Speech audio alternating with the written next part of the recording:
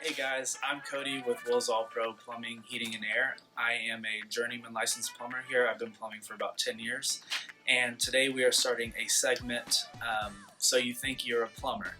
Basically, we're going to answer some questions we have found from our clients, as well as research we've done online as to questions that people have or conspiracies, if you will, and we're going to answer them and give you the truth.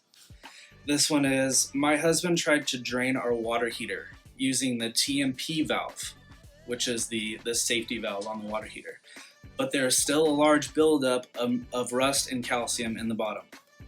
Well, that's a pretty simple one because that TMP valve, it's usually located all the way at the top, if not on the very top of the water heater. So if you think about it, if you've got like a lot of calcium buildup or anything in that water heater, when you're not using it, it's all going to float to the bottom. So usually on a water heater, there's a drain valve on the bottom, and you want to hook up a water hose there and flush it out to the street that way.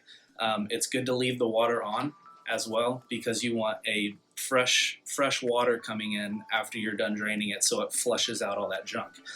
I'd highly recommend having a plumber come out there because it would be good to have them actually analyze what the water looks like. If there's rust buildup and stuff like that, they can either quote like a different type of flush, or they can quote to fix something, or just give you better guidance on that, because it is important to stay up and maintenance your water heater. All right, well, that's all here from me. I'll see you next time on So You Think You're a Plumber.